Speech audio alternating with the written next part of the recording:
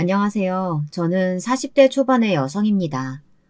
이제 코로나도 한풀 꺾이고 여행이 자유화되면서 명절이 되면 가족들끼리 놀러 가는 분들이 많으시죠. 그런데 코로나가 한참 기승을 부리던 2019년 말부터는 여행도 금지되고 영화도 뮤지컬도 마음대로 보러 가지 못했던 시기가 있었습니다. 당연히 명절에도 가족들이 모이지 못했었고요. 5인 이상 집합 금지 같은 것들도 있었고 말이에요. 저는 예술 관계에 일을 하고 있어요. 그래서 코로나가 유행이던 시기에 저는 아주 어려운 생활을 하고 있었습니다. 여러분들, 제가 왜 저의 직업부터 이야기하는지 궁금하시죠? 제가 오늘 말씀드릴 사연의 내용이 좀 그렇습니다. 제 직업이 중요한 스토리거든요. 코로나로 일이 없을 때 저는 아랫동사들과 불화가 있었습니다. 오늘은 그 얄미운 두 동서들에 대해 이야기를 하려고 합니다. 저는 제가 평범한 사람이라고 생각해요. 제게는 남편도 있고 아들 둘도 있고 나름대로 단란한 가정생활을 하고 있으니까요. 다만 제 직업이 예술계 일이다 보니 매일 연예인들을 보고 유명한 아이돌이나 배우들과 함께 작업을 하는 것 뿐이죠. 저를 알고 있는 사람들은 그런 저에게 정말 부럽다고 합니다. 좋은 직업이라고 매일 예쁘고 잘생긴 연예인들을 보니 얼마나 좋으냐고 하는데요. 그게 꼭 그렇지도 않습니다. 밤낮도 없고 한번 시작하면 짧게는 몇 달에서 몇 년간을 힘들게 작업해야 결과물이 나오거든요. 당연히 칼퇴근은 꿈이죠. 하지만 그렇게 고생해서 무대를 만들고 나면 정말 뿌듯한 마음이 들어요. 그래서 저는 이 직업을 계속 고집하고 있는 건지도 모르겠어요. 이쯤이면 제 직업이 정확히 뭘까 하시는 분들이 많으실 텐데요. 저는 뮤지컬 감독을 하고 있습니다. 처음에는 뮤지컬 배우로 데뷔를 했었어요. 그러다가 감독으로 전향해서 이제 7, 8년 정도 이 일을 계속해오고 있습니다. 저는 중산층 가정에서 태어났어요. 그 외에 드라마에서 보면 미술이나 음악하는 애들은 다들 집이 엄청난 부자고 개인 교습 받고 그러잖아요. 그래서 다들 편견을 가지실지도 모르겠는데요. 대다수의 예술고등학교, 예술대학교 나온 애들은 집안이 부자가 아니랍니다. 저희 친정 부모님도 아주 평범해요. 아버지는 조그마한 중소기업을 하시고 어머니는 피아노를 전공하셨습니다. 제 어머니는 지금은 은퇴하셨지만 한 예대의 피아노과 교수였어요. 사람들은 어머니가 피아노과 교수였다고 하면 외갓집이 겁나게 잘 살았나 보다 하고 놀라지만 그렇지는 않습니다. 제 친정엄마도 순전히 혼자 힘으로 독일 유학을 갔다 오시고 교수 임용도 다른 선생님들보다 좀 늦으신 편이었어요. 그동안은 지방에 있는 대학교에서 음악과 강사로 일을 하셨습니다. 제 어머니 덕분에 저와 제 오빠는 어려서부터 피아노를 장난감처럼 치고 놀았어요. 집에도 어머니가 치시던 피아노가 있었고 엄마의 직장에 가봐도 피아노가 덩그러니 놓여 있었거든요. 어머니가 피아노를 치는 모습은 어렸던 저에게도 굉장한 포스를 느끼게 했습니다. 그렇게 힘있고 당당한 엄마의 모습을 어릴 때는 엄청 자랑스러워했던 기억이 나요. 엄마, 나도 이 다음에 커서 엄마처럼 유명한 피아니스트가 될 거야. 그래? 우리 딸이 그런 생각이면 이 엄마가 레슨 선생님 붙여줘야겠다. 어디 열심히 한번 해봐. 대신 중간에 못하겠다고 포기하는 건 안 돼? 그런데 7살이 되어 피아노 학원에 다니게 되자 저는 피아노가 엄청 싫어졌습니다. 애들이 다들 그렇지 않나요? 너무 하고 싶다가도 엄마가 잔소리하면서 강권하면 갑자기 하기 싫어지는 거 있잖아요. 친정어머니는 어렸던 저에게 예고를 가라고 강요하듯 말씀하셨어요. 지금 생각하면 그것 또한 어머니의 욕심이셨던 것 같아요. 오빠는 피아노를 하도 치기 싫어하니까 바이올린을 가르쳤는데요. 나중에 오빠는 락 음악에 빠져서 중학교 때부터 일렉 기타를 배웠습니다. 그것 때문에 오빠는 어머니와 많이 대립했고 공부나 열심히 하라면서 어머니는 오빠를 포기하셨습니다. 오빠는 지금 치과 의사가 되어 있는데요. 아직도 밴드는 취미로 하고 있답니다. 하지만 저는 엄마와 약속한 것도 있고 오빠처럼 반항을 할 용기가 없었어요. 그래서 엄마가 하라는 대로 계속 피아노를 쳤습니다. 그러다가 예고에 들어가서 성악으로 방향을 틀었어요. 피아노가 너무 치기 싫어 한계가 온 거죠. 7살 때부터 중학교 3학년 때까지 계속 쳤거든요. 그런데 예고에 피아노과로 들어가기엔 제 기술적인 부분이 좀 부족하다는 것이었습니다. 어머니의 동창생이신 유명 대학 교수님이 말씀하신 거였으니 어머니도 인정할 수밖에 없었겠죠. 제2 애는 목소리가 예쁘니까 성악시켜보는 건 어때? 마침 고등학교 때부터 성악해도 유명한 음대 들어갈 수 있다는데. 내 제자가 성악가 교수야. 한번 소개시켜줄까? 그래? 이제까지 피아노 시킨 게 아까워서 피아니스트 좀 만들어 보려고 했는데. 네가 안 된다면 그게 맞는 거겠지. 그럴 바엔 얼른 방향 돌리는 것도 나쁘지는 않겠다. 제 의견은 하나도 없이 그렇게 제 진로는 정해지고 말았습니다. 저는 어릴 때부터 음악만 생각하고 그쪽으로만 진로를 결정해버렸기에 다른 데 한눈을 팔 시간이 없었어요. 하지만 도서관에서 희곡을 읽을 때마다 저는 이런 글을 쓰고 싶다는 열망이 생겼습니다. 고등학교 때도 국어 시간을 제일 좋아했고요. 음악을 하는 시간 외에는 도서관에서 희곡을 읽었어요. 영화도 많이 봤고 감명 깊게 본 드라마 대본집도 사 모으는 그런 고등학교 생활을 했습니다.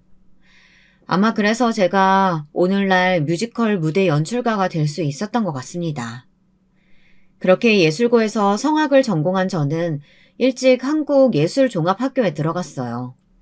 성악과에 100% 실기점수로 들어갔어요. 공부를 못한 건 아니었지만 음악과 선생님께서 저는 실기로만 대학 입시를 보는 게 훨씬 유리하다고 하셨습니다.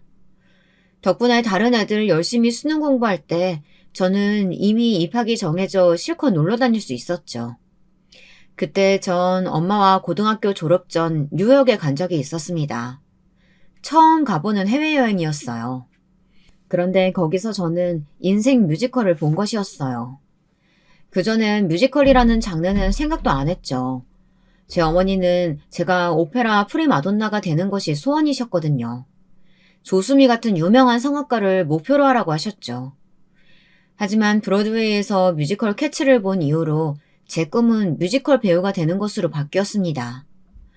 예고에서 춤 동아리 활동을 했었고 저는 어릴 적부터 아이돌 댄스를 따라할 정도로 춤을 좋아하기도 했어요.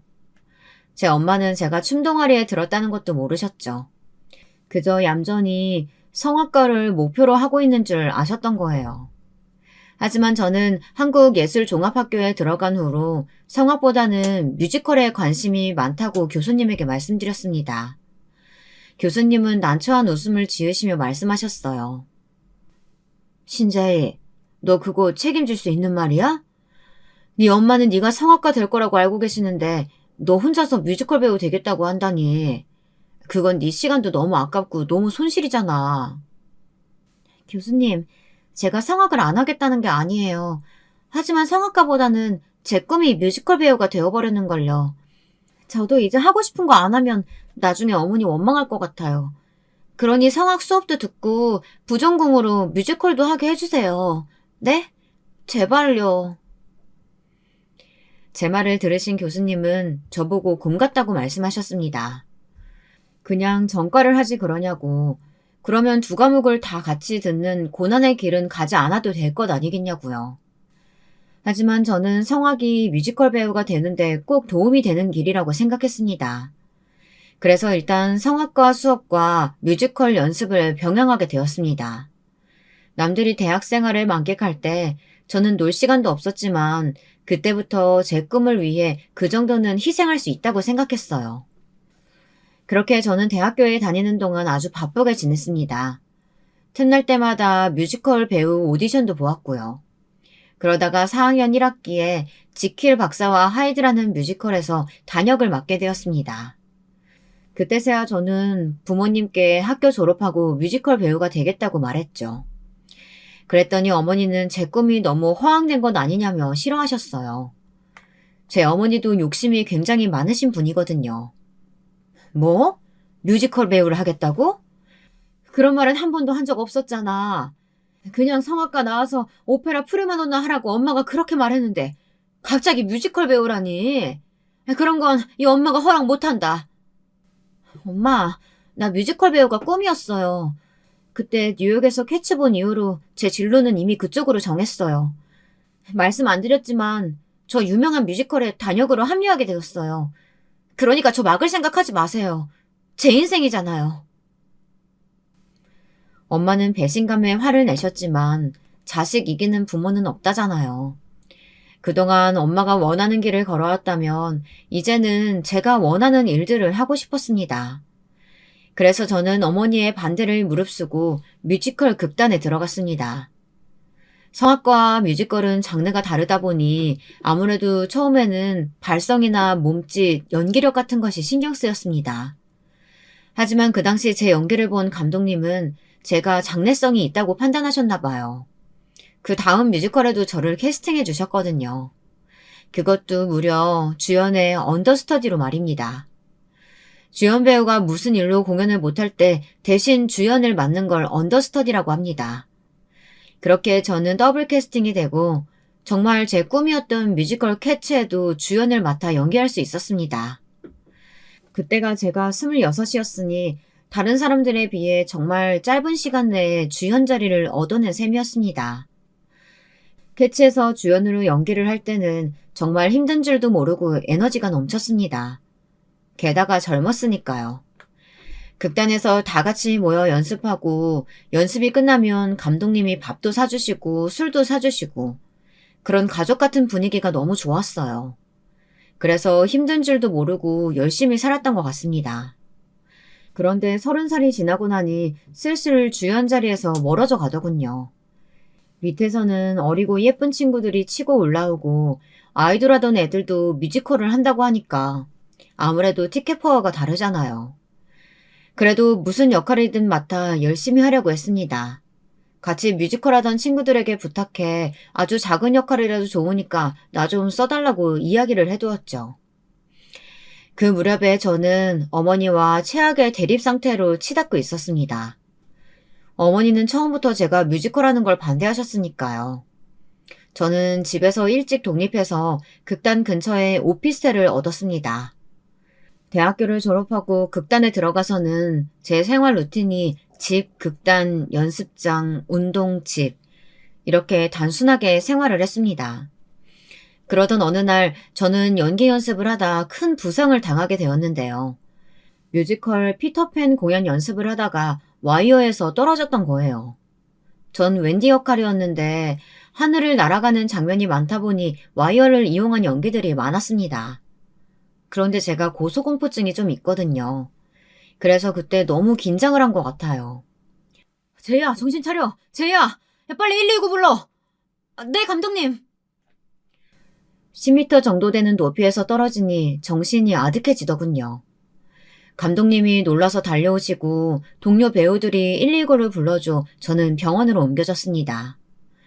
눈을 떠보니 엄마가 울면서 제 머리밭에 계셨습니다.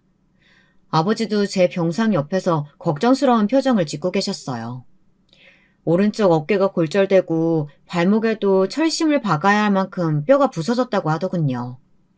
머리부터 떨어지지 않은 것이 그나마 다행이라고 엄마는 저에게 말씀하셨습니다. 저는 힘없는 목소리로 엄마에게 괜찮다고 했습니다. 엄마, 저 괜찮아요. 저 때문에 놀라셨죠? 놀랐지 그럼. 그러게 왜 이렇게 힘든 길을 가려고 해. 성악가 되었으면 이렇게 다칠 일 없었잖아. 지금은 얼른 회복하는 데만 신경 써. 아버지도 나도 얼마나 놀랐는지 아니? 죄송해요. 하지만 저 태어나면 다시 복귀할 거예요. 복귀는 무슨. 이젠 안 된다. 제발 이제 엄마 말 좀 들어. 엄마는 울면서 저를 나무라셨습니다. 그때 하던 피터팬 공연은 도중에 하차하고 말았습니다. 저는 큰 수술을 2번이나 받았어요. 그래서 1년 정도를 병원 생활을 해야만 했습니다. 저는 다시 복귀하고 싶은 마음에 이를 악물고 재활치료를 했어요. 하지만 예전처럼 좋은 컨디션으로는 돌아가지 않았습니다. 저는 초조한 생각이 들었어요. 제가 병원에 있는 동안에도 다른 배우들은 열심히 연기 연습하고 공연을 하고 있겠지 하고 생각하니 제가 뒤처져 있다는 생각에 견딜 수가 없었습니다. 저는 점점 우울해져 갔습니다. 매일 면회 오시는 엄마도 보기 싫었어요. 엄마는 면회를 오셔서는 매일 성악 이야기만 하셨거든요. 저한테 다시 다른 명문 예대를 가라는 둥, 뮤지컬은 그만두라는 둥 잔소리만 하셨으니 제가 엄마가 반가울 리가 있었겠어요. 어머니의 끝없는 잔소리를 듣는 저 역시 좋은 대답이 나오지 않았습니다. 그러던 어느 날 저는 화가 폭발하고야 말았습니다. 엄마, 이제 제발 가세요. 그리고 그런 얘기만 하실 거면 다시 오지 마세요. 넌 어째서 이 엄마 말은 하나도 안 받아들이고 이렇게 냉정하니? 이제 말 좀 들어, 제발. 이 엄마가 너한테 도움되는 얘기 하는 거잖니.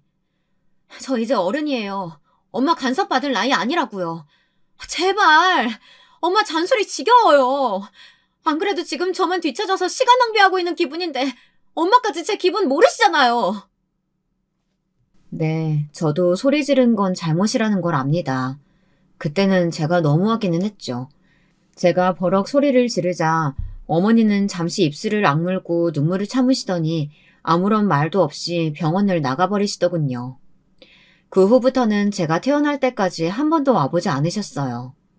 병원에서 태어나던 날 저를 데리러 오시고 퇴원 수속을 해주신 아버지는 저에게 엄마를 이해하라면서 이런 말씀을 하시더군요. 네 엄마 이해해라. 엄마도 네가 걱정되니까 자꾸 그런 말씀 하시는 거야.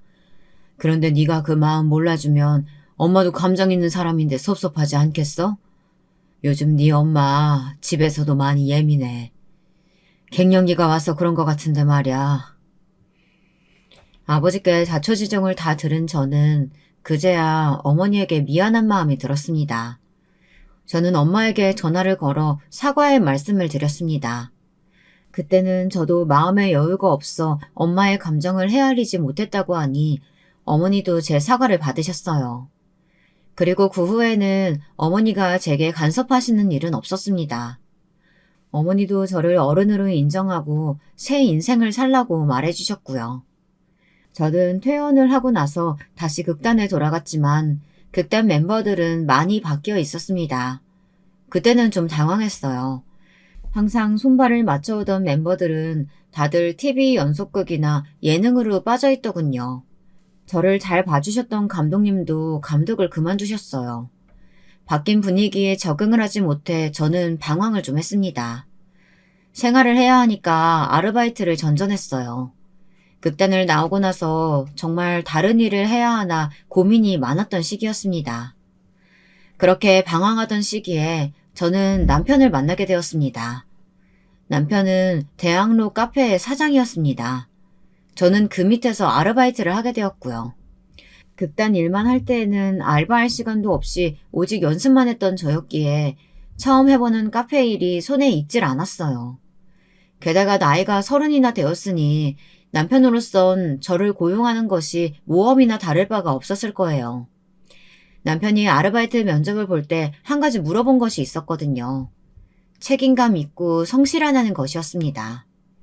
그동안은 대학생 알바를 썼었는데 툭하면 아프다고 핑계대며 안 나오고 시험 때는 일찍 가면 안 되겠느냐고 떼쓰듯 얘기해서 너무 곤란했었다는 거였어요. 그래서 저는 그런 부분은 걱정 안 하셔도 된다고 했죠. 저에겐 절박한 생계가 달려있다고 했더니 남편이 그러는 거예요. 제이 씨는 무슨 일을 하셨길래 지금 알바 자리에 생계가 달렸다는 건가요? 아, 이런 거 물어보면 실례인가요? 아니요. 저 뮤지컬 배우였어요. 6년간 뮤지컬만 바라보고 달려오다가 그렇게 되었네요. 사고가 조금 있었거든요. 하지만 언젠가 다시 복귀할 생각이에요. 남편은 제 말을 듣고 놀라 눈이 휘둥그레지더군요. 자기야 워낙 문화생활 같은 건 거리가 멀어 몰랐다고 하더군요. 뮤지컬계에서 나름 유명한 배우였다고 하니 남편도 흔쾌히 저를 고용해 주었습니다. 그래서 저와 남편은 거의 둘이서 그 카페를 운영하다시피 했어요. 대학로에 있던 남편의 작은 카페는 곧 유명해져 여기저기 프랜차이즈 제의가 들어오게 되었습니다. 그 덕분에 남편은 강남, 신사, 가로수길, 홍대 등 그때 힙했던 곳들에 카페를 몇 개 더 오픈할 수 있게 되었어요. 남편은 열심히 일하는 저에게 무척 고마워했습니다. 남편의 카페에서 일하기 시작한 지 1년쯤 지난 후 저는 남편에게 사귀자는 고백을 받았어요. 저도 근면성실한 남편의 모습을 가까이서 봐왔던 터라 남편의 고백이 싫지 않더라고요. 처음엔 인간적인 호기심이었겠지만 남편은 사실 면접 볼 때 이미 첫눈에 제가 마음에 들었다고 말하더군요. 그때는 처음부터 마구 들이대면 멀어질까봐 일부러 모른 척 했다고 했어요. 남편은 저랑 6살 차이가 나는데 사귀기로 했을 때 저는 32이었고 남편은 이미 38이었어요. 남편의 부모님은 장남이 그 나이가 되도록 카페 일에만 정신이 팔려 도통 여자 사귈 생각을 안 하니 걱정이 많았다고 하셨습니다. 그래서 저는 남편의 부모님께 쉽게 결혼 허락을 받을 수 있었어요. 남편에게는 두 남동생이 있었습니다. 남편과는 둘째 동생이 3살 터울, 막내 동생이 5살 터울이었어요. 시어머니는 아들만 셋인 집안에서 혼자 고생을 많이 하셨다고 하더라고요. 원래 여리여리한 외모에 목소리도 작으셨는데 아들 삼형제를 키우면서 목소리도 걸걸해지고 대범해지셨다며 웃으셨습니다. 제가 남편의 부모님께 인사를 드리러 갔을 때 남편의 동생들은 이미 둘 다 결혼을 했었어요. 둘째 동서는 28에 둘째 동서와 결혼을 했고 막내 동생은 대학생 때 막내 동서를 임신을 시켜 결혼을 서둘렀다고 하니까요. 막내 동생은 결혼 후에 바로 군대를 다녀왔다고 하네요. 그러니 결혼 순서는 거꾸로 된 셈이었죠. 막내 동생이 제일 먼저 결혼해 시댁에 들어와 살고 그 다음에 둘째 동생이 결혼한 거고요. 결과적으로 제 남편이 제일 늦게 장가를 간 셈이었습니다. 저는 남편의 동생보다 3살 어렸기 때문에 동생과 동갑내기인 아랫동서보다 어렸어요. 동서는 제가 그저 남편의 개인 카페 아르바이트생인 줄로만 알고 있었습니다. 그래서 결혼하고 처음 인사를 왔을 때부터 저를 은근히 얕잡아 보고 있었던 것 같습니다. 글쎄 자기네들끼리 이런 말을 하더라고요. 어머나 동서, 요즘에 32살씩이나 돼서 누가 카페 아르바이트만 하고 있어? 이런 근본도 없는 여자를 큰형님이라고 대우해줘야 되나? 나 참. 그동안 얼마나 취업이 안 됐으면 그렇겠어요. 나처럼 일찍 시집이나 가서 애들이나 키워놨으면 몰라. 그쵸, 형님? 두 동서들은 제가 못 듣는 줄 알고 둘이 소곤거리며 제 흉을 봤습니다. 그런데 제가 귀가 좀 밝거든요. 두 사람이 떠드는 소리가 다 제 귀에 들어왔습니다. 하지만 저는 그 둘이 뭐라고 하든 그다지 신경을 안 썼어요. 동서들과 별로 잘 지내고 싶은 생각도 없었고요. 그저 명절 때나 보는 사이라고 가볍게 생각했었거든요. 남편은 나중에 그 말들을 전해 듣고는 욱해가지고 제 진짜 정체를 밝히려고 했습니다. 하지만 저는 조용히 남편을 말렸습니다. 저는 동서들이 뭐라고 하든 상관없다고 웃으며 신경 쓰지 말라고 말했습니다. 남편은 동서들에게 한 소리 하려고 했지만 괜히 시집 온 첫날부터 분란을 일으키기 싫었거든요. 그렇게 그날은 지나갔어요. 결혼 후 2, 3년 동안 저와 남편은 너무나도 바쁜 나날을 보냈습니다. 저는 카페에 가로수길 점의 점장이 되었고 남편은 대학로점을 돌보면서 강남, 신사, 마포점 등등 여러 지점을 오픈했습니다. 따라서 직원들도 많이 뽑았고요. 시부모님은 너무 기뻐하시면서 저한테 복덩어리라고 부르셨어요. 노총각이었던 남편을 구제해주고 같이 사업 확장까지 하게 되니 시어머니는 며느리들 중 저를 특히 예뻐해 주셨습니다. 우리 제이가 정말 복덩어리구나. 신우가 너랑 결혼하자마자 카페도 대박나고 내가 늙음하게 복이 터졌다. 부지런하고 싹싹한 큰며느리가 들어와서 얼마나 다행인지 모르겠구나. 그러게나 말이야. 우리 큰며느리가 최고다. 내 기분이다. 이번 명절 세뱃돈으로 100만 원 주마. 하지만 저는 아버님께 받은 세뱃돈을 쓰지 않고 있다가 아버님 홍삼을 사드린다던가 새 옷을 사드리며 시부모님께 받은 돈을 돌려드렸습니다. 그러면 시부모님은 저를 더 칭찬하고 두 동서들 앞에서 저를 본받으라며 큰 소리를 치기도 하셨어요. 그렇게 제가 시부모님께 이쁨을 받게 되자 동서들은 그것도 마음에 들지 않는 눈치였습니다. 특히 제 바로 밑에 동서는 저보다 2살이 많았는데요. 계속 형님 대우를 해줘야 하니 그게 배알이 많이 꼴렸나 봐요. 동서들은 점점 은근히 저를 따돌리고 무시하기 시작했습니다. 동서들끼리는 결혼한 지도 오래되었고 나이도 비슷해 명절 때 외에도 종종 만나 이런저런 얘기도 하고 브런치도 먹고 하는 것 같더라고요. 하지만 둘째 동서는 저에게 그런 모임이 있다는 것조차 말하지 않았고 당연히 저를 초대하지도 않았어요. 보다 못한 시어머님은 둘째 동서를 불러 저에게 형님 대접을 하라고 한번 혼을 내셨나 봐요. 그랬더니 동서는 저에게 앙심을 품고 막내 동서와 저를 이간질하기도 하고 저에게 은근히 신경을 긁는 소리들을 하더라고요. 한 번은 추석 때 이런 일이 있었습니다. 제가 첫애를 낳고 얼마 안 되어서 무휴수유를 할 때였어요. 아기가 하도 우니까 제가 명절에 일도 못하고 아이한테만 매달려 있었거든요. 그랬더니 동서가 이런 말을 하는 거예요. 아유, 애를 너무 곱게 키우네. 아기는 좀 울어도 괜찮아요. 설마 형님 아기 핑계 대고 일하기 싫어서 방에서 안 나오시는 거 아니죠? 안 그래, 막내 동서? 아기 보는 일이 뭐가 힘들다고 그래요? 나는 21살에 애 낳아서 키워봤는데 우리 애들은 바닥에 등만 대면 잘 자더구만. 그건 형님이 요령이 없어서 그런 거 아니에요? 아니야.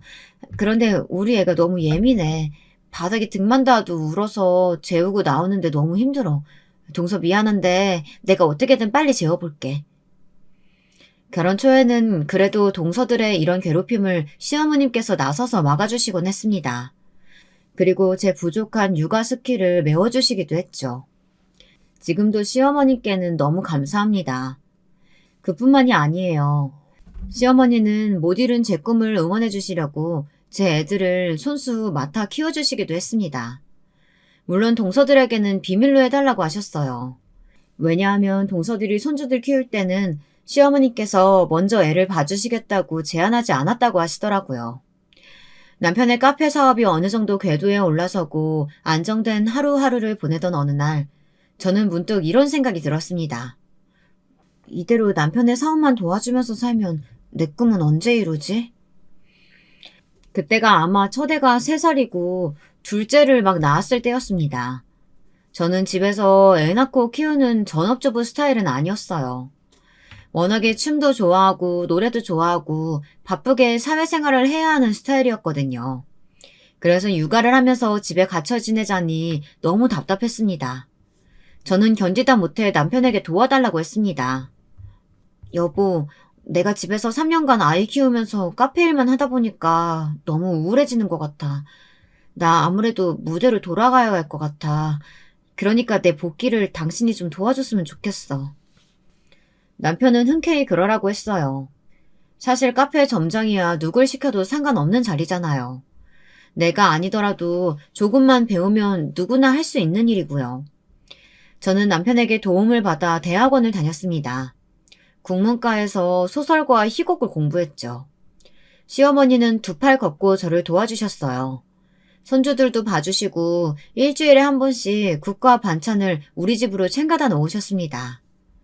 시어머니 덕분에 저는 골치 아픈 집안일에서 벗어나 대학원 공부에 열중할 수 있었습니다. 나중에 제가 어머니께 그때 왜 저를 물심양면 도와주셨냐고 여쭤보니까 어머니는 이런 말씀을 하시더라고요. 사실 나도 문학소녀가 꿈이었단다.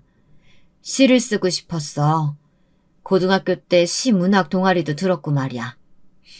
하지만 가난한 우리 친정 형편에 나까지 대학을 보낼 돈이 없었거든. 그래서 난 고등학교 졸업하고 일찍 사회생활 했단다. 그러다가 네 시아버지 만나 결혼도 일찍 하게 되었고 말이야. 널 보면 내 못 이룬 꿈이 생각나. 그래서 도와주는 거란다. 그 말씀을 듣고 저는 어깨가 더 무거워지는 것을 느꼈습니다. 이건 저 혼자만의 꿈이 아니었어요. 이제 눈가에 주름이 진 할머니가 되신 시어머니가 양갈래 머리 소녀일 때부터 꿈꿔왔던 것이었어요. 저는 잠자는 시간도 아껴가며 대학원 과정을 3학기 만에 마칠 수 있었습니다. 그리고 극단을 하나 만들어 뮤지컬 감독으로 데뷔를 하게 된 것이었죠. 무대 감독 일과 육아를 병행하는 건 굉장히 힘든 일이었어요. 아이들이 수두를 앓거나 열이 펄펄 끓어도 공연이 안 끝난다면 제가 함부로 공연장을 떠날 수 없었거든요. 그래서 시어머니가 아이들이 아플 때 병원도 데려가시고 밥도 해먹이시느라 고생을 하셨습니다. 그렇게 큰 제 아들들이 이제 8살, 5살이 되었습니다. 제 동서들도 아마 마음만 먹었다면 제가 무얼 하고 있었는지 알았을 거예요. 하지만 그들은 제가 대학원을 갔다는 것도 뮤지컬 감독이 되었다는 것도 관심조차 없었습니다. 그러니 까맣게 몰랐을 테죠. 그러다 공연 예술계는 코로나 직격탄을 맞게 되었습니다. 저는 점점 일이 떨어지게 되었어요. 게다가 애들도 그때는 학교에 안 가고 원격 수업을 했으니까요. 집에서 애들 밥을 해주고 공부도 조금씩 봐주면서 그렇게 지내게 되었습니다. 둘째 동서는 약국을 했고 셋째 동서는 시댁에서 분가해 전업주부로 지내고 있었거든요. 그 두 사람은 코로나가 한창 유행을 할 때에도 둘이서 스파를 간다, 백화점을 간다 하면서 주말마다 어디 나가기 바빴습니다. 저는 혹시 밖에 나갔다가 코로나에 걸리면 안 되니까 집에 있었죠.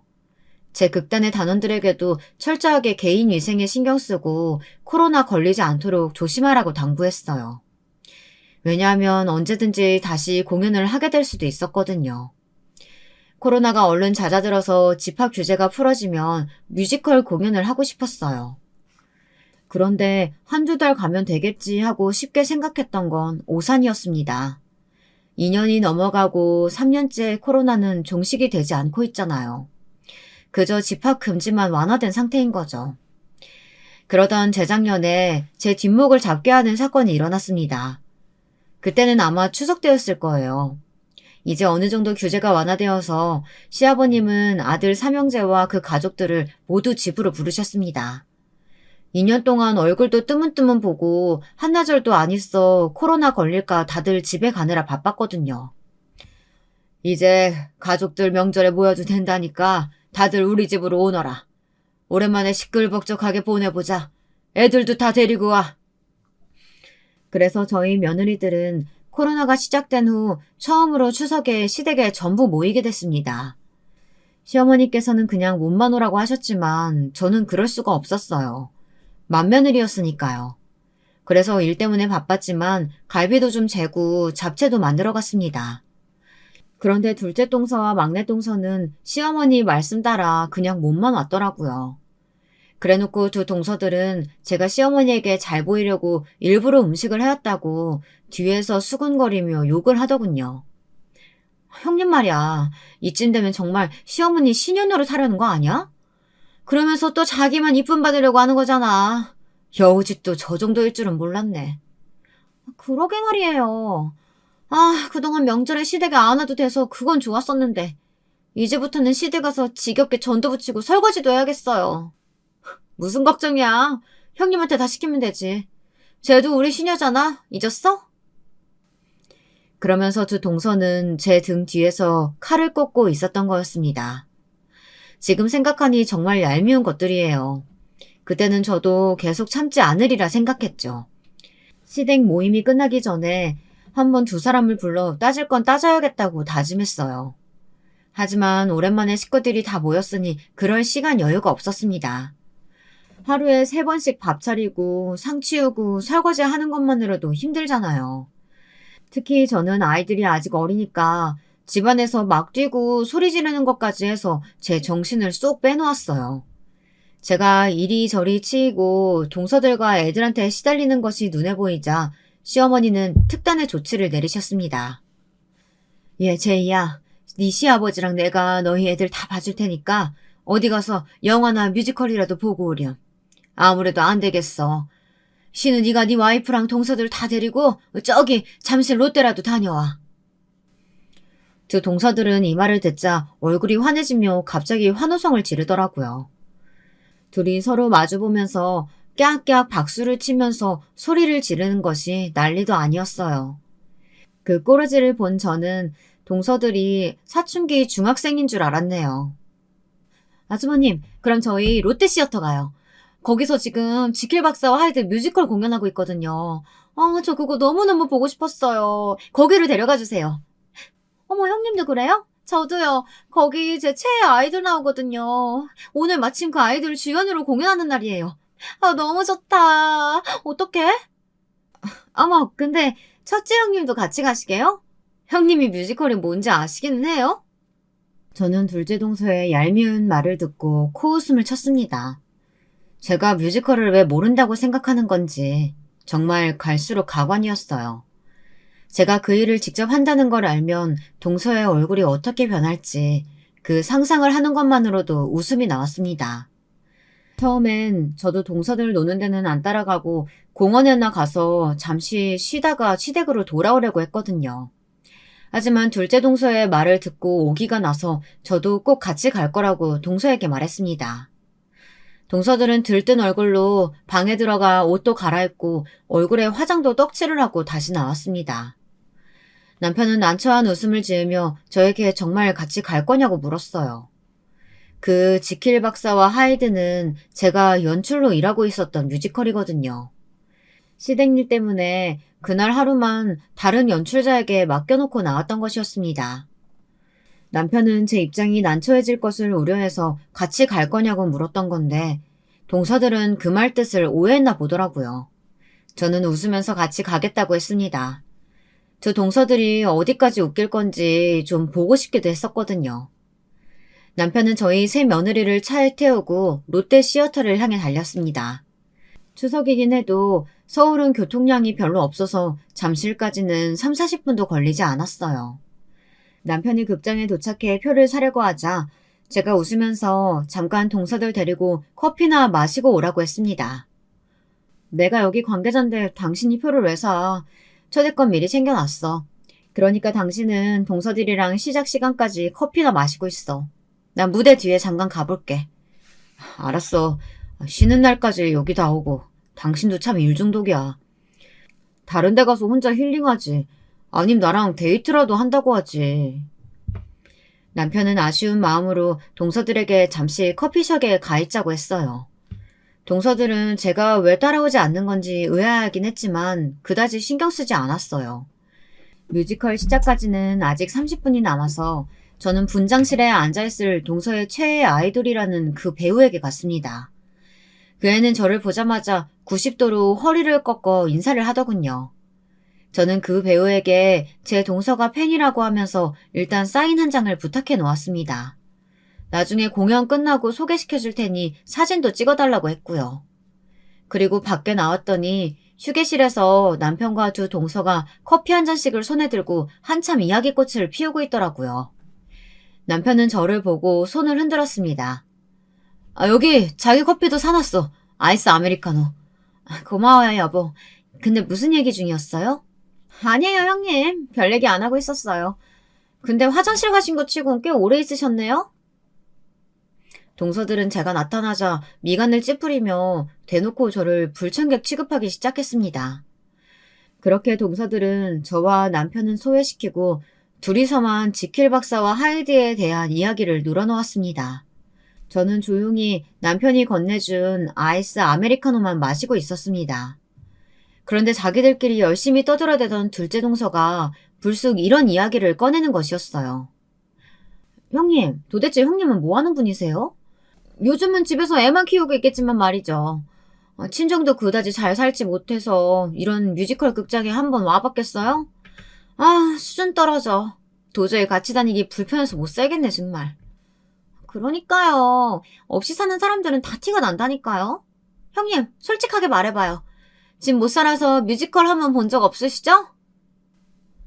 제가 참다 못해 열받아 동서들에게 따끔하게 한마디 하려고 일어선 순간이었습니다.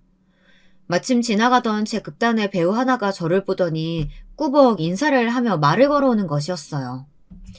아니 대표님, 오늘 어쩐 일이세요? 오늘은 가족들하고 함께 명절 보내신다고 못 나오신다더니. 저희 공연 보고 싶어서 오신 거예요? 대표? 그쪽은 누구신데? 우리 형님한테 인사하는 거예요? 저 뮤지컬 배우인데요. 이 신재희 대표님이 저희 극단 대표님이시고요. 지금 공연하는 지킬 박사와 하이드의 무대 감독님이세요. 동서들의 눈이 화등잔만하게 커졌습니다. 어지간히 놀랐는지 막내 동서는 딸꾹질까지 하는 것이었어요. 한참 경이로운 눈으로 저를 바라보던 두 사람은 가까스로 입을 떼었습니다. 정말 뮤지컬 배우의 극단 대표님이라고요? 형님이요? 아이, 그럴 리가. 거짓말이죠? 그게 사실이면 이제까지 왜 그걸 숨겼던 거예요? 그럼 이 뮤지컬 공연 끝나고 저 그 아이돌 볼 수 있어요? 와, 형님, 정말 능력자셨네요. 형님, 저 소원이에요. 제발 제 최애 가수랑 사진 한 번만 부탁드려도 될까요? 동서들은 방금까지 저를 무시하고 앞담화하던 안면을 싹 바꾸었어요. 그리고 저를 대하는 태도도 확 변해버린 것이었습니다. 저는 저를 조롱했던 두 사람이 너무 얄미워 안 된다고 말을 할까 했었는데 생각을 금방 고쳐먹었습니다. 어차피 그 두 동서에게 최애 아이돌을 보여준다면 그거야말로 통쾌한 복수가 될 수 있을 것 같았거든요. 그리고 앞으로 아예 동서들과 인연을 끊을 것도 아닌 이상 뭐하러 쪼잔한 사람이 되나 싶었죠. 그 옆에서 가장 신난 사람은 남편이었어요. 당신 정체 이제 밝혀졌으니까 나 제수 씨들한테 마음껏 자랑할 거야. 사실 우리 와이프 한국종합예술학교 성악가 출신이라고요. 우리 장모님도 예대 피아노과 교수님이셨고요. 그러니까 제수 씨들 다시는 우리 와이프 무시하거나 조롱하지 말아요. 또 그런 행동들 내 눈에 띄면 나 더 이상 안 참아요. 동생들 다 집합시킬 거야. 그날 두 동서들은 자기들의 최애를 보는 행운을 맞았습니다. 뮤지컬이 끝나고 나서 제 권한으로 유명 아이돌 옆에서 사진도 찍고 팬 사인회도 아닌데 사인을 받았다면서 특히 막내 동서는 너무 만족해 하더라고요. 동서들은 그 순간부터 저를 완전히 다시 봤습니다. 동서들은 이제껏 저를 따돌리고 뒷담화했던 것을 사과했습니다. 저 형님, 그동안 정말 죄송했어요. 사실 형님이 너무 고고해 보여서 좀 꼴받았던 게 사실이었거든요. 형님이 잘못하신 건 없는데 저보다 늦게 이 집안에 들어와서 시어머니 사랑도 독차지하는 걸 보고 제가 옹졸하게 형님을 질투했나 봐요. 이제부터 형님으로 잘 모실게요. 용서해 주세요. 네? 저도 사과드릴게요. 그나저나 형님 정말 대단한 경력자셨네요. 성악과 졸업해서 뮤지컬 배우도 되시고 지금은 극단 대표의 뮤지컬 감독에 형님 너무너무 멋지신 것 같아요. 저 혹시 이 뮤지컬 연습할 때 구경 좀 와도 될까요? 사실 나도 그동안 동서들하고 잘 어울리려고 해봤는데 쉽지가 않았어.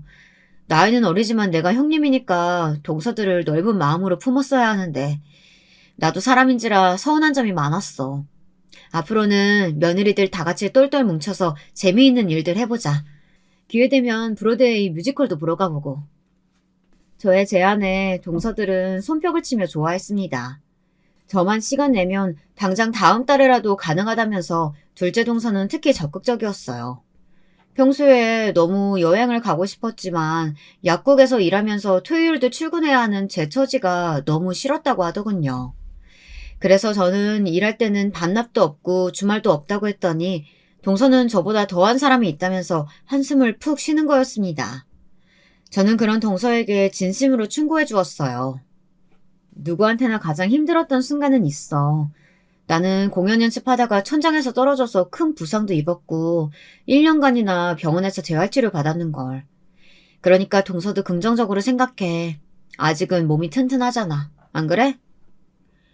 동서들은 지나온 제 이야기를 듣더니 아련한 눈으로 고개를 끄덕였어요. 저는 공연이 끝나고 동서들과 시댁 근처의 치킨집에서 맥주를 한 잔씩 하면서 그날 밤에 그들과 완전히 화해를 했습니다. 그래서 지금 저와 동서들은 어떻게 지내고 있냐고요? 지금은 한 달에 한 번씩 꼭 모여 국내 여행도 다니고요. 겨울에는 스키도 타러 다닌답니다.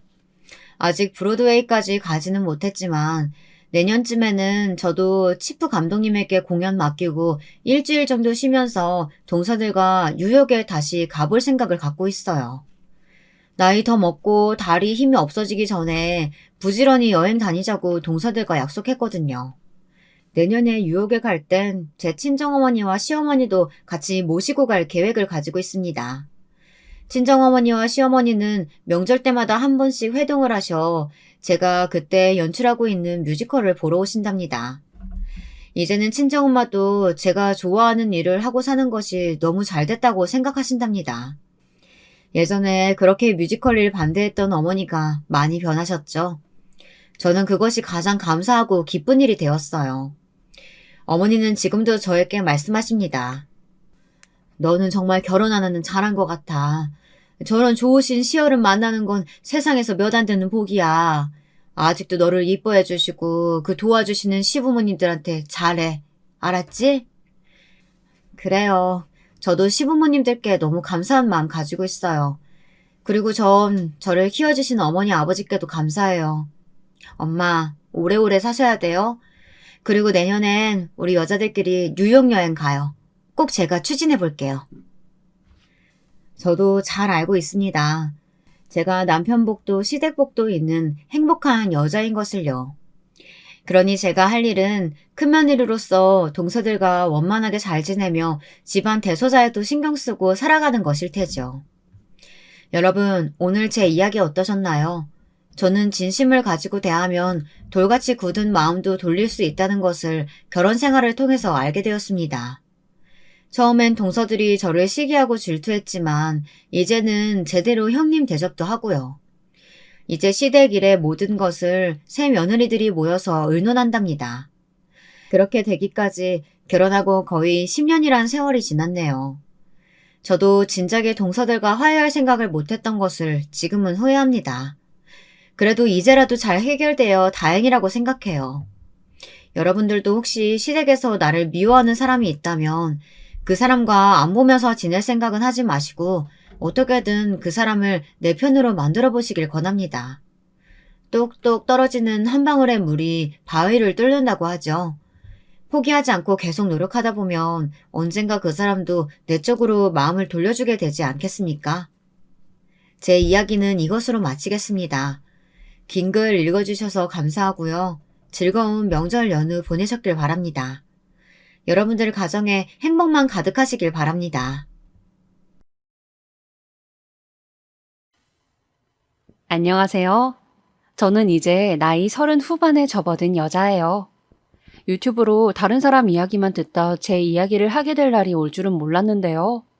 그럼에도 불구하고 여러분들에게 수다 떠는 느낌으로 한번 이야기해볼까 하고 주말에 커피 한 잔 올려놓고 컴퓨터 앞에 앉았네요.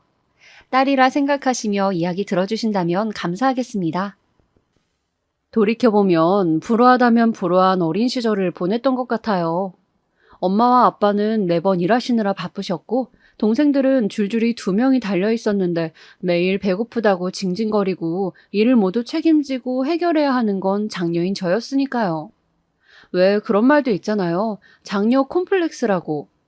한국에서 장녀로 살아가면서 특별히 더 주어지는 무게감과 책임감 이런 것들을 느끼고 살아가는 사람들이 있다는 거 들어보셨나요? 그게 바로 저였습니다. 저는 어린 동생 2명의 똥기저귀를 갈아주고 씻기고 밥 먹이며 제 어린 시절을 보냈습니다. 저도 어린아이인데 왜 놀고 싶지 안 놀고 싶었겠어요. 하지만 엄마도 아빠도 우리 민정이가 있어서 다행이야. 안 그랬으면 엄마 아빠 둘 다 무지 힘들었을 텐데 하고 말씀하시는 바람에 어린 저는 어쩔 수가 없었습니다. 저 좋다고 제 할 일을 내팽개쳤다간 동생들도 제대로 보살핌을 받지 못할 거고 그렇게 되면 아마도 엄마가 동생들을 돌보느라 일자리를 포기하셔야 할 테니까요. 이미 좋지 않은 저희 집 경제 상황 누구보다 제가 빤히 다 아는데 어떻게 그럴 수 있었겠어요? 그래서 저는 친구들이 민정아, 오늘 우리 주연이 집에서 놀기로 했는데 같이 안 갈래? 주연이 엄마가 맛있는 거 만들어주신대. 하고 말하면 나는 집에 동생들 보러 가야 해서 하며 매일 자리를 피하곤 했어요. 근데 그런 일이 반복되니 언젠가부터 친구들도 저를 찾지 않더라고요. 그게 어렸을 땐 무척이나 서러웠습니다. 아무도 나를 찾아주지 않는다는 것, 친구 없는 아이가 되어버린 것 같은 느낌에 매일 밤마다 베개를 눈물로 적시곤 했죠. 허나 좋지 않은 집안 형편에 동생들을 케어하는 환경에도 불구하고 저는 공부를 꽤 열심히 했습니다. 잘 모르겠지만 공부를 하면 제 주변의 환경을 잊을 수 있었고 거기에만 몰입할 수가 있었는데 그 느낌이 참 좋았거든요. 어린 저에겐 공부가 탈출구인 셈이었죠. 또 공부를 하면 선생님의 칭찬이나 동네 어른들의 칭찬도 쉽게 받을 수 있었으니 그건 역시 저에게는 좋은 일이었고요.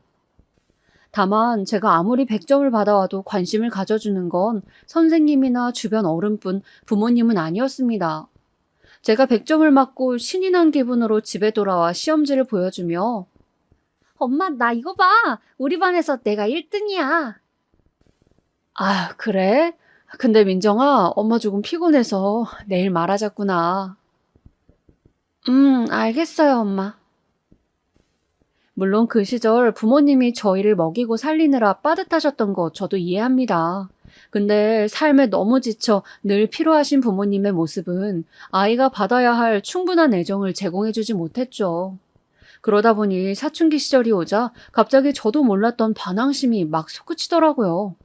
동생도 왜 돌봐야 하는지 모르겠고 학원 하나 제대로 못 보내주는 우리 집도 원망스럽고 겨우 택시기사나 하는 아빠 직업이 부끄럽고 마음속에 울분이 차올라 저는 하루에도 몇 번씩 부모님께 짜증을 내곤 했습니다. 엄마, 내가 이거 문제집 사달라 했잖아. 왜 안 줘? 돈 달라고. 저기 민정아, 이거 꼭 필요한 거니? 이번 달 말고 다음 달에 사면 안 될까?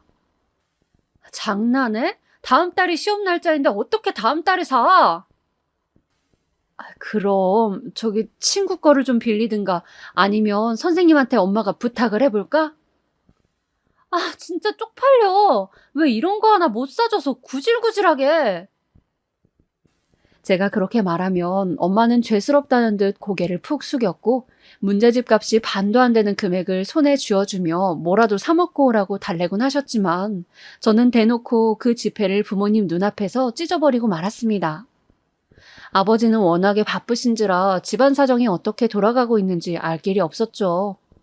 당시에 저는 정말 반항아 그 자체였어요. 그러던 어느 날 제 분노가 차오르고 차올라 폭발하게 된 일이 있었는데요. 아마도 그날은 중간고사 시험날이었던 걸로 기억합니다. 생각보다 시험 점수가 안 좋아 터덜터덜 기운 없이 집을 걸어가고 있는데 반 친구가 그러더라고요. 오늘 우리 엄마가 시험 보느라고 수고했다고 피자 엄청 많이 시켜준대. 너도 올래? 그 말이 왜 그렇게 기분이 나쁘고 화가 났을까요? 나는 돌아가봤자 빈집에 동생들만 있을 텐데 시험을 망쳤건 잘 봤건 피자는커녕 쉰밥에 김치나 먹어야 하는데 그 순간 눈물이 왈칵 차오르면서 친구를 등지고 집으로 걸어갔습니다. 그날 저녁 역시나 부모님이 들어오자마자 괜히 화를 냈죠. 엄마 때문에 시험 망쳤잖아. 그게 무슨 소리야? 엄마가 나 문제집 안 사줘서 못 봤다고. 우리 집이 형편만 됐어도 이럴 일 없었어. 알아? 엄마가 자식 인생도 망치고 있는 거라고. 너 이놈의 자식이? 지금 엄마한테 그게 무슨 말버릇이야? 여보, 얘가 지금 예민해서 그래요. 그치, 민정아? 얼른 죄송하다 용서 빌고 네 방으로 들어가라, 어? 그때 잠자코 말을 듣던 아빠가 벌컥 화를 내셨지만 이미 원과 한이 가득했던 저 역시 지지 않고 바락바락 대들었습니다. 그러다 결국 하면 안 될 말까지 제 입에서 튀어나오고 말았죠. 아빠가 우리한테 해준 게 뭔데? 보증 잘못 써서 우리 집 쫄딱 망하게 한 거? 엄마 하루 종일 주방 일하게 하고 나 학원도 하나 못 보내주는 거? 그게 아빠야? 아빠가 가장이면 가정을 보살펴야지. 우릴 고생시키는 게 아니고. 그러자 아빠는 제 말에 다분히 충격을 받으신 얼굴이 되었고 전 저대로 그게 싫어 집 밖으로 도망을 나오고 말았습니다. 도망 나오면서도 이게 아닌데 하는 생각이 머릿속에 가득 찼습니다. 아빠의 얼굴이 눈앞에 계속 어른거렸죠. 그래서인지 저는 멀리 가지 못하고 집 근처 놀이터에 쪼그려 앉아 몸만 숨긴 채 있었습니다. 네, 이른바 가출이었죠. 제 인생 첫 가출이었습니다. 근데 생각해보면 참 초라하고 무계획적인 가출이었어요. 돈이 없어 오갈 데도 없었고 핸드폰도 없어 친구를 부를 수도 없었거든요. 한참을 놀이터에 있다 새벽 1시쯤 되었을 땐 집에 다시 돌아갈까 생각도 했지만 그러기엔 자존심이 상해 그대로 놀이터에 있었습니다. 그러다 너무 날씨가 추웠는지 몸이 피로해지면서 점점 눈이 감기더라고요. 아마 그렇게 의식을 잃었던 것 같아요. 그리고 제가 눈을 떴을 땐 뜨뜻한 집안이었어요. 엄마는 그저 눈물 젖은 손길로 저를 쓰다듬어 주고 계셨고 아빠는 그저 등을 돌리고 앉아 한숨만 푹푹 쉬어대고 계셨습니다. 엄마는 제 눈물을 닦아주시며 너 이 녀석아 그렇게 나가버리면 어떡하냐? 이 날씨에 동사라도 되면 어쩔 뻔했어. 오늘 날씨가 얼마나 추운데 겉옷 하나 안 걸치고 나가선 지나가던 할머니가 널 발견하고 우리 집에 찾아와 줬으니 망정이지. 다행스러운 일이었지만 알고 보니 윗집 할머니와 눈인사를 하던 사이였는데 근처 딸 집을 갔다 오시다 저를 발견하시곤 저희 집 문을 두드렸다고 하시더라고요. 그해 겨울에 영하 날씨를 생각하면 천만다행이었습니다. 만약 몇 시간만 더 있었어도 저체온증으로 크게 위험해질 수도 있었을 테니까요. 그리고 그날 저는 부모님과 많은 대화를 나누진 않았지만 절 걱정하신 모습을 보곤 죄스러운 마음이 들어 마음속에 분노가 누그러졌습니다. 물론 가난도 싫고 동생을 돌보는 것도 싫었지만 부모님이 얼마나 저를 사랑하는지 확인했으니까요. 그 순간 마음의 안정이 찾아왔던 것 같습니다. 그 후 저는 제가 할 수 있는 한에서 최대한의 노력을 통해 좋은 대학교에 입학했고 그것도 학자금 대출을 받으며 학교를 다녔습니다. 학교를 그만두고 생활비를 버느라 중간중간 아르바이트를 해야 하긴 했지만 그럼에도 불평불만하지 않았습니다. 이미 그런 원망의 덩어리들은 학창시절 마음에서 해소한 지 오래였고 집안의 가난은 분명 불행한 일이긴 하지만 저란 사람은 그걸 극복할 수 없을 만큼 나약한 사람이 아니었으니까요. 그래서 환경을 탓하기보단 주어진 것에 만족하고 최선을 다해 나가기로 굳게 다짐했습니다. 매일 컵라면에 폐기된 편의점 삼각김밥으로 음식을 때우고 쾌쾌한 고시원에 살더라도 언젠간 제게도 빚볼 날이 있을 거라고 생각했죠. 그러면서 4년을 버틴 결과 저는 어느 기업에 취직을 했습니다. 중소기업이긴 했지만 생활비 때문에 하루빨리 일자리를 구해야 하던 때라 합격의 순간은 말도 못하게 기뻤습니다. 특히 저만큼이나 아니 저보다 기뻐해 주셨던 건 부모님이셨어요. 당시 허리가 아파 식당 일을 그만두신 어머닌 바로 서울로 올라오셔선 우리 딸 장하다며 고기를 사주셨고 바리바리 만들어 놓은 음식까지 냉장고에 한가득 채워놓고 가셨습니다. 고마워 엄마. 고맙기는 등록금도 그렇고 엄마 아빠가 제대로 도와주지 못해서 늘 미안한 마음뿐인데 엄마 아빠한텐 우리 민정이가 최고의 딸이야. 알지? 당연히 알지. 안부차 전화로도 제게 사랑한다거나 우리 이쁜 딸이라는 그런 말씀을 종종 하시곤 했는데 그날은 엄마의 말 한마디에 그간의 고생이 떠올라 품에 안겨 엉엉 울었던 날이었네요. 동생들도 제 입사 소식을 무척 좋아하며 이제 누나가 취직했으니 우리도 얼른 대학 졸업해서 집안의 보탬이 되겠다고 그런 기특한 말까지 해주었고요. 회사에 입사하고 난 후에는 제 능력을 증명할 기회가 꽤 많이 찾아왔습니다. 제 실력보다 운 좋게 들어온 곳이라 생각했기에 작은 일도 놓치지 않고 기회라 생각하면서 최선을 다해 임했죠. 그래서인지 갓 들어온 지 얼마 안 된 신입이 능력 좋고 똑똑하단 소리가 대표님 귀에까지 들어가게 되었습니다. 그리고 어느 날 저는 대표님과 단둘이 식사 자리까지 갖게 되었죠. 민정 씨가 일 잘한다는 소문이 내 귀에까지 들리더라고. 아닙니다. 그저 맡은 일만 열심히 했을 뿐인데 다들 칭찬해 주시니 몸둘 바를 모르겠네요. 앞으로도 우리 회사를 위해 지금처럼만 해줘요. 그렇게만 해준다면 민정 씨 승진은 내가 보장할 테니까 그런 의미에서 짜네요. 네, 감사합니다. 민정 씨랑 인연이 오래 이어졌으면 좋겠네요. 사람 인연이 참 신기해요. 대표님의 그 말은 현실이 되고 말았으니까요. 대표님이 바로 제 남자친구가 되었기 때문이죠. 그것도 생애 첫 남자친구 말입니다. 남자친구라고는 한 번 사귀어 본 적이 없었는데 대표님과 몇 번 자리하고 사적인 자리를 가지게 되면서 서로 호감이 있다는 걸 알게 되었습니다. 그리고 대표님의 빠른 고백으로 저는 사내 연애를 시작하게 되었죠.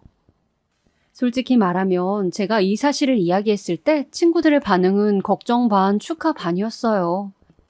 회사 대표와 연애한다니 놀라면서도 사내 연애가 쉽지 않을 거라는 말이 많더라고요. 사람들에게 걸리면 안 되니 그런 불편함도 있을 테고 말이에요. 거기다 연인 사이면 헤어질 일도 있을 텐데 그렇게 되면 회사를 나가는 쪽은 제 쪽이 되지 않겠어요? 친구들의 그런 말을 들으니 그것도 일리가 있어 고개가 끄덕여졌죠. 하지만 대표님은 사귀면 사귈수록 그야말로 진국인 사람이었습니다. 오늘은 자기가 먹고 싶은 곳으로 가자. 저번에 나 먹고 싶은 데 갔잖아. 요즘 자기 야인 것 같아. 일이 많아서 그런가? 오늘 보양식 좀 먹여야겠어. 아니야, 나 괜찮다니까. 얼굴 살이 좀 빠져서 그래. 살 빠지면 안 되지. 지금도 말랐는데. 얼른 맛있고 건강한 거 먹으러 가자. 연인을 위한 사소한 배려도 몸에 배어있는 사람이고 마치 아빠처럼 잘 챙겨주는 사람이었어요. 사실 요즘은 연인 사이에서도 남자가 본인 여자친구에게 살 좀 빼라, 보기 흉하다, 다른 여자들 안 보이냐 이런 말들 많이 한다잖아요. 뭐 반대로 여자 쪽에서 그러기도 하고요. 본인들의 외적인 이상형에 연인을 맞추려고 하는 것들이죠. 그런데 이 사람은 사귀는 내내 보통 사람 평균 이상인 제 몸무게를 알고도 단 한 번도 그런 말을 한 적이 없었습니다. 오히려 살 빠지면 안 된다고 보양식을 챙겨주는 사람이었죠. 그런 면에서 무척 섬세하고 다정하다고 느꼈습니다. 거기다가 본받을 점도 많은 사람이었어요. 자기가 맡은 일에는 굉장히 책임감이 넘쳤고 또 무척 부지런했거든요. 사업을 하는 사람이니 당연히 그래야겠지만 사원인 제가 보기에도 이 사람의 추진력이나 열정 같은 걸 보다 보면 저절로 감탄이 나왔죠. 친구들 사이에서도 저와 남자친구가 1년이 넘어가면서 제가 이런 것들을 자랑하면 와, 나도 민정이 남자친구 같은 사람 만나고 싶네 라는 말이 나오곤 했어요. 특히나 저희 부모님께서는 가끔 제게 남자친구 있냐는 말을 물어보곤 했는데요. 엄마는 제가 가정을 빨리 꾸려 안정감을 갖는 것도 좋다며 우리 딸 남자친구 있음 한번 엄마한테 데려와 보지 라는 말씀을 하시곤 했어요. 그때마다 아유 엄마 아직은 부담스럽지 만난 지 몇 년 된 것도 아닌데 나중에 보여줄게 하며 넘기긴 했지만 엄마와 남자친구의 만남을 머릿속에서 그리다 보면 저도 모르게 기분이 좋아지더군요. 그리고 그런 날은 빠르게 다가오고 말았는데요. 저는 제 예상보다 아주 빨리 프로포즈를 받게 되었습니다. 네, 아까 말씀드렸듯 남자친구가 추진력이 강한 사람이라 했잖아요. 남자친구는 결혼 상대로서 저에 대한 확신이 이미 크다며 서로를 알아가는 연애보단 결혼이 하고 싶다고 하더라고요. 민정아, 다른 건 몰라도 내가 너 행복하게 해줄게. 난 우리가 서로한테 그럴 수 있을 거라 생각해. 나 믿고 결혼해 줄래? 남자친구의 꼼꼼한 성격답게 화려하고 섬세하게 계획된 프로포즈였어요. 저희가 첫 여행으로 갔던 펜션을 잡아 그곳을 꾸며놓고 직접 만든 케이크에 꽃다발에 반지에 거절할 수 없는 청혼이었죠. 그 낭만적인 분위기는 가슴 아프게도 아직도 눈앞에 생생합니다. 그렇게 생애 다시 없을 고백을 받고 친구들에게 한껏 자랑을 한 뒤 결혼을 준비하던 중 저는 우박과 같은 난관들을 만나게 되었는데요. 언제 어디서 떨어질지 모르는 장애물에 잡음이 생기고 만 것이죠. 어느 날 제가 회사를 마치고 집으로 가던 중이었어요. 갑자기 어떤 중년의 여인분께서 제 손목을 덥석 잡더니 잠시 얘기 좀 할 수 있냐 하더라고요. 처음에는 도를 아십니까? 인 줄 알고 그런 건 안 믿는다고 급하게 빠져나가려고 했는데 그 여자분은 제 상상 이상의 분이셨습니다. 나 주원이 엄마입니다. 그러니 얘기 좀 나누시죠. 나도 먼 길 돌아왔으니까. 그렇게 저는 남자친구의 소개도 없이 단 둘이서 예비 시어머니와 불편한 자리를 하게 되었어요. 무슨 말을 해야 할지 몰라 말을 고르고 있는데 예비 시어머니는 저에게 불쑥 그러더라고요. 내가 아가씨 뒷조사를 좀 해봤는데요. 뒷조사라는 말은 좀 불쾌하려나? 네? 아무튼 뒷조사를 해봤는데 아가씨 집안이 우리랑은 영 맞지 않더라고. 아가씨 학벌도 그렇고 뭐 하나 마음에 드는 게 없는데 우리 주원이가 집안 체면은 생각 안 하고 아가씨를 결혼 상대로 데려온다길래 내가 이렇게 미리 나와 말하게 됐어요. 괜히 아들 있는 자리에서 이런 말 하면 곤란하니까. 저 어머님 무슨 말씀인지 이해하기가 힘드네요. 그러니까 제 뒷조사로 저희 집안 학벌 뭐 이런 걸 다 일일이 알아보셨단 건가요? 네, 내가 원체 의심이 많은 사람이기도 하고 우리 주원이한테 돈 목적으로 달라붙는 애들이 몇몇 있어서 속간했어야 했거든. 그래서 알아본 김에 다 알아봤어요. 아가씨 엄마가 무슨 일을 했는지까지. 근데 참 알아보면서도 한숨이 나오더만. 주원이가 혹시 우리 집이 뭐 하는 집인진 말 안 하던가요? 우리 애 아빠 은행장까지 했던 사람이에요. 우리 집에 땅이 얼마나 있고 건물이 몇 채고 이런 것까지 운운하고 싶진 않아요. 요즘 세상에 그런 거 하면 추저분해 보이잖아. 근데 이 결혼은 어차피 안 될 결혼이라는 거 그거 하나 말해주려고 나온 거예요. 저는 그날 예비 시어머니란 작자를 만나고 나서 딱 한 가지 생각이 들었던 것 같아요. 파혼이요. 드라마 속에서나 나올 법한 상황을 겪고 나니 이런 시어머니 감당할 수 없겠구나라는 생각이 번쩍 들면서 번개를 맞은 것처럼 몸이 찌르르 하더라고요. 무슨 정신으로 그 카페를 나왔는지 모르겠지만 나오자마자 저는 남자친구에게 전화를 했고 이 일을 모두 말한 뒤 결혼은 없던 일로 하자고 말했습니다.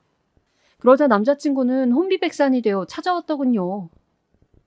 민정아, 얘기 좀 해. 제발 이러지 마. 나가줘. 오빠와 할 말 없어. 제 자취방 문을 두드리며 애걸하고 나와달라고 다시 생각해달라 말했어요. 저도 마음이 아팠어요. 어떻게 아프지 않을 수 있겠어요? 결혼까지 생각했던 남자인데 그 꿈을 그리고 있었는데 하지만 제가 만났던 그 표독스런 시어머니만 생각하면 온몸에 소름이 끼쳐 도저히 엄두가 나지 않더라고요. 그런데 일은 여기서 끝나지 않았어요.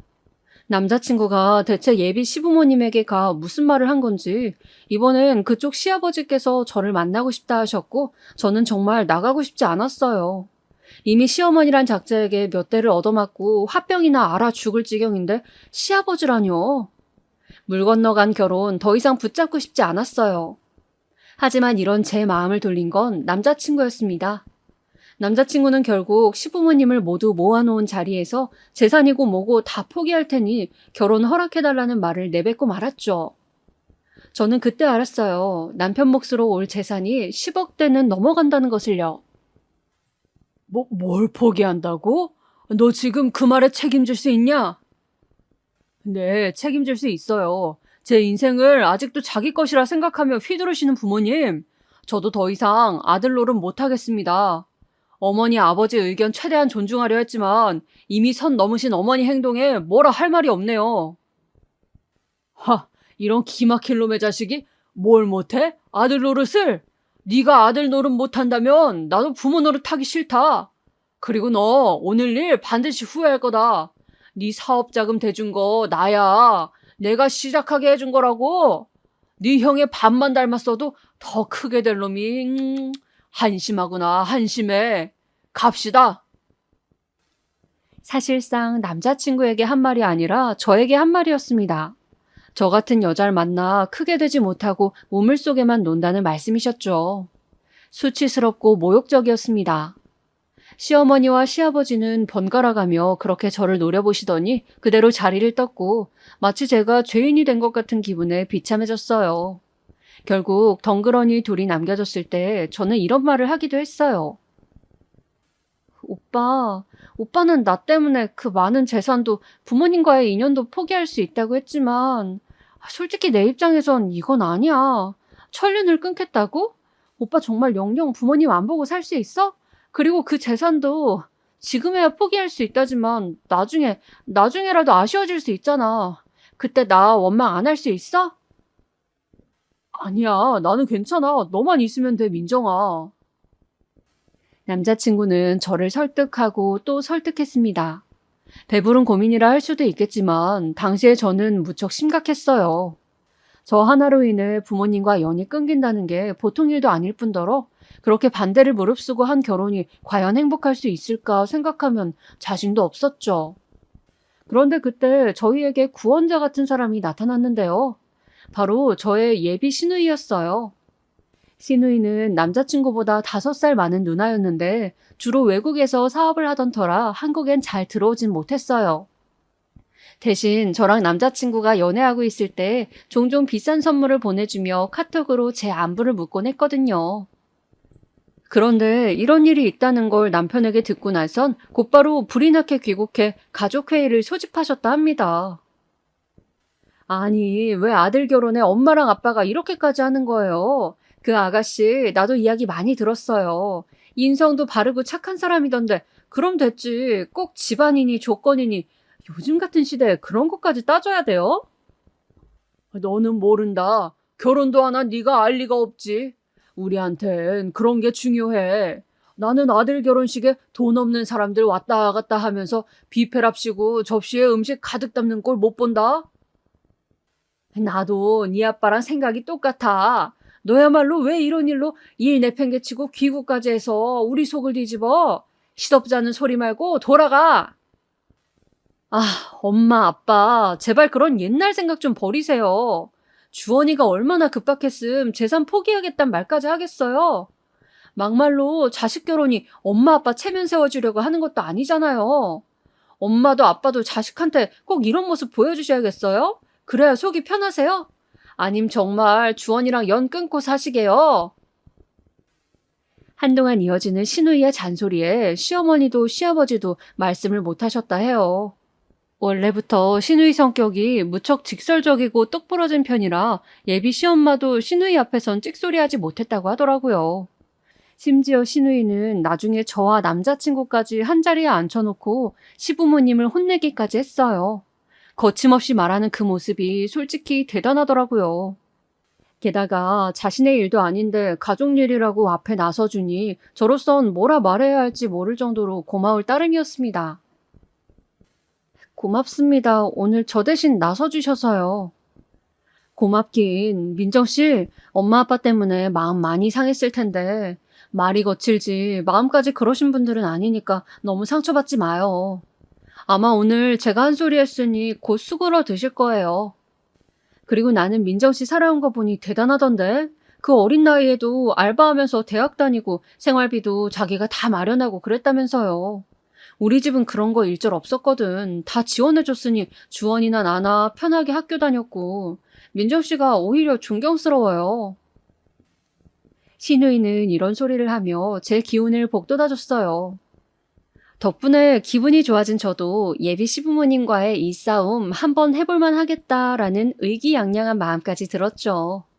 그리고 역시나 남자친구의 끈질긴 설득으로 시부모님은 결혼을 허락하셨습니다. 저희는 최대한 빨리 결혼을 준비했어요. 상견례부터 결혼식장, 웨딩사진, 웨딩드레스까지 예비 시부모님의 결정이 바뀌지 않을까 싶어 누가 쫓아올까 두려운 마음으로 조급한 마음으로 준비를 했던 것 같아요. 준비하면서도 마음이 계속 갈팡질팡 불안하긴 했어요. 결혼하고 나서 내가 이 시부모님을 보고 살 수 있을까? 시부모님 때문에 남편과 갈등이 생기진 않을까?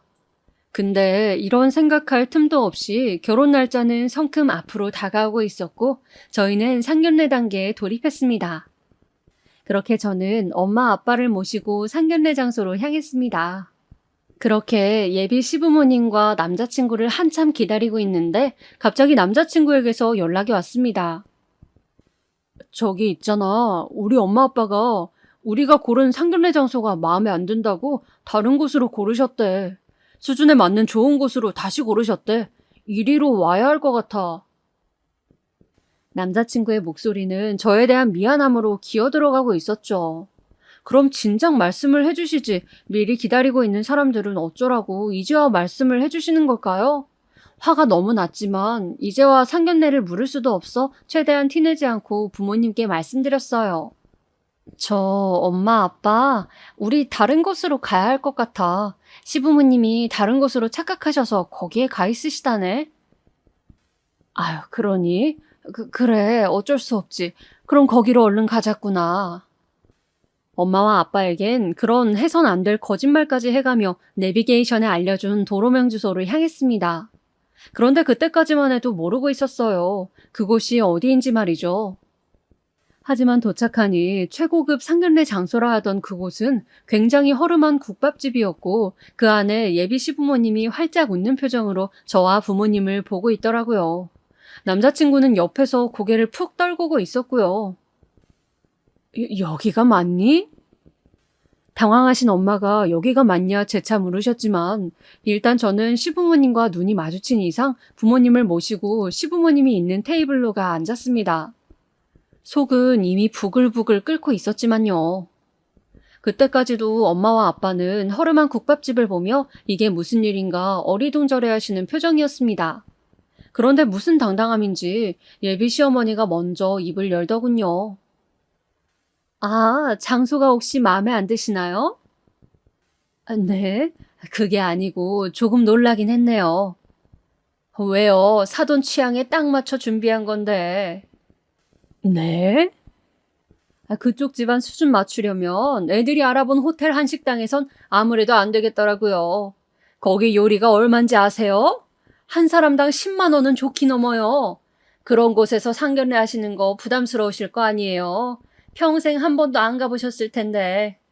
그래서 여기로 했어요.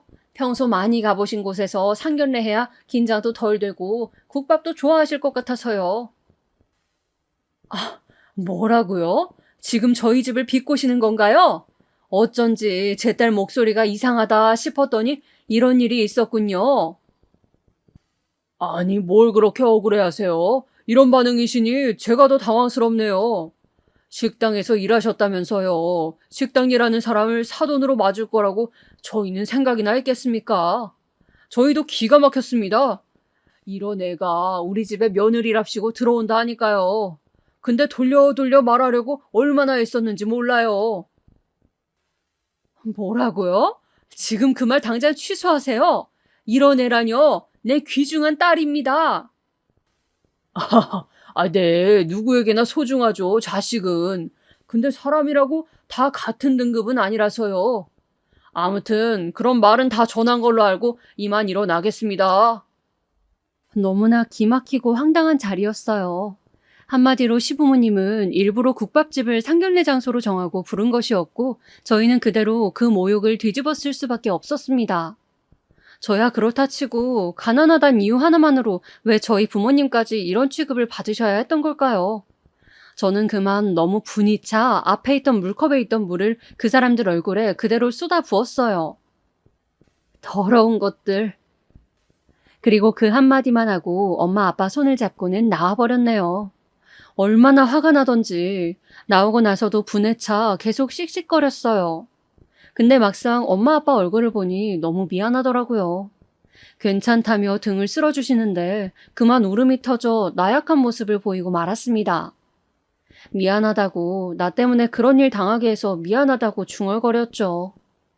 하지만 엄마는 이 못난 딸을 감사 안아 주셨고 아빠는 묵묵히 제 손을 잡아주셨죠.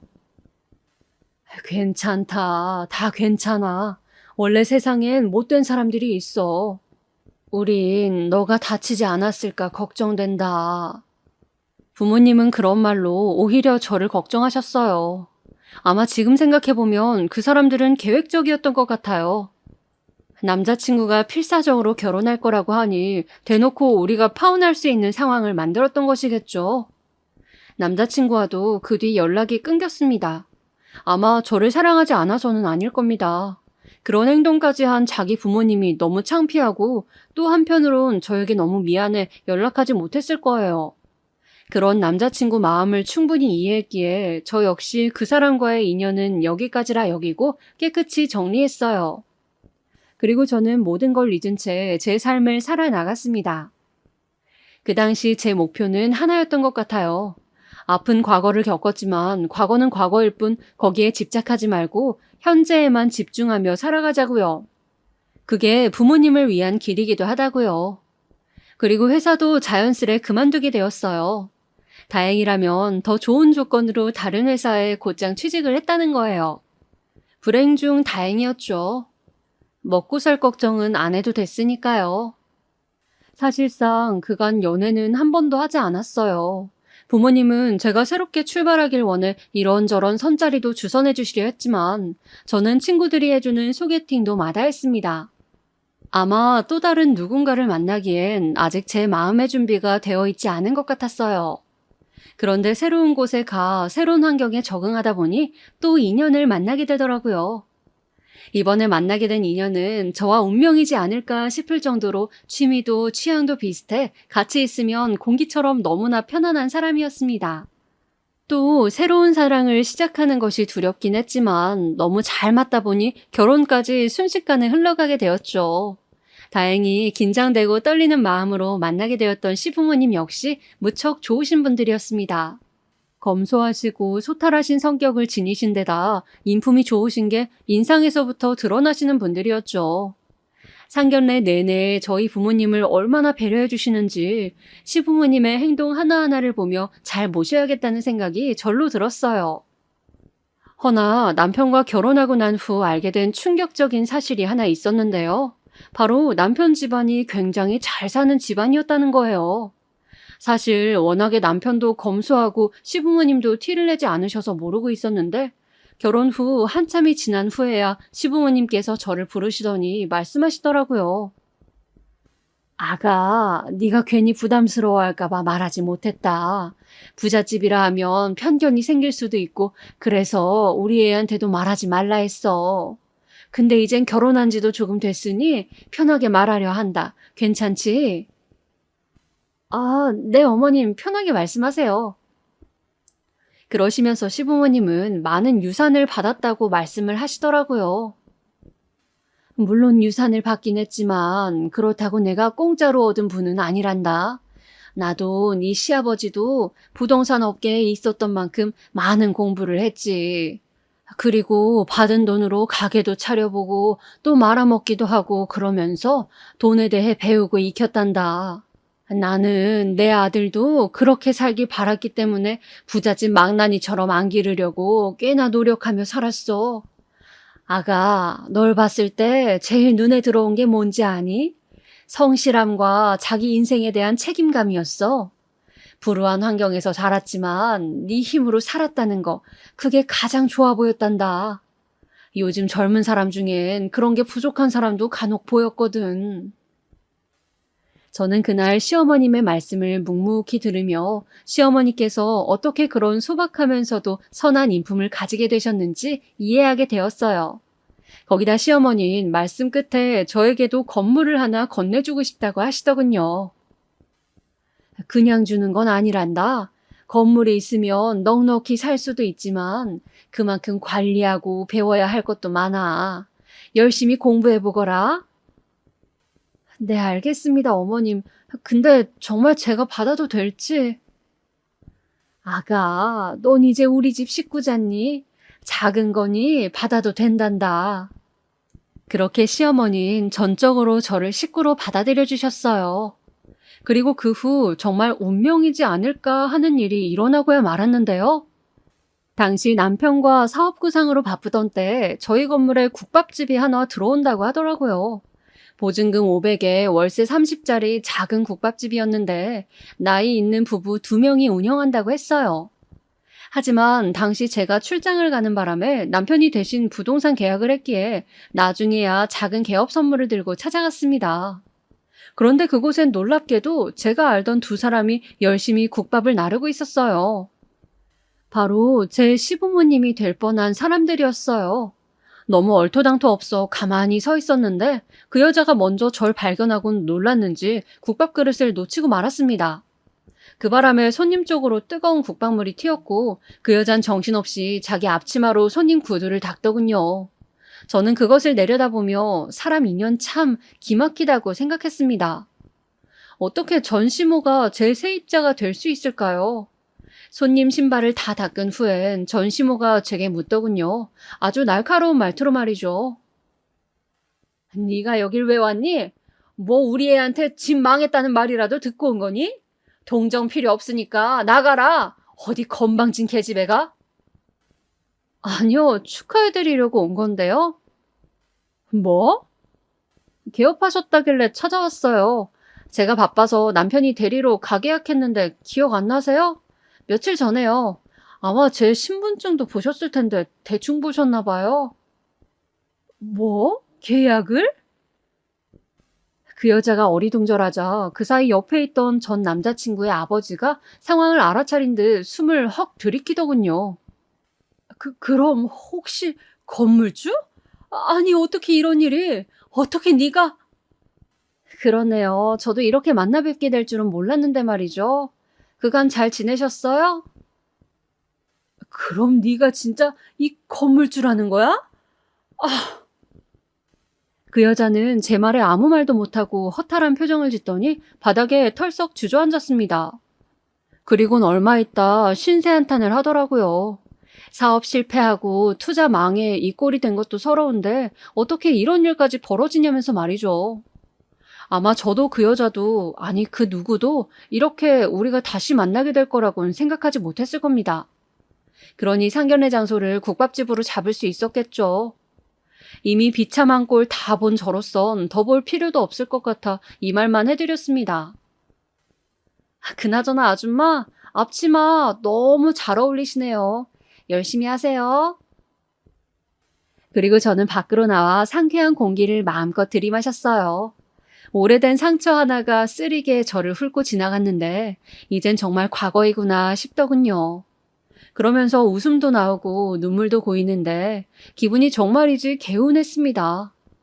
그 후 저는 둘 다 국밥집을 관두고 나갈 줄 알았지만 투자한 돈이 있어 그런지 울며 겨자 먹기식으로 나가지 못하고 세입자인 채로 살더라고요. 종종 국밥집 앞을 지나갈 때마다 그 여잔 흠칫흠칫 놀라곤 하고요.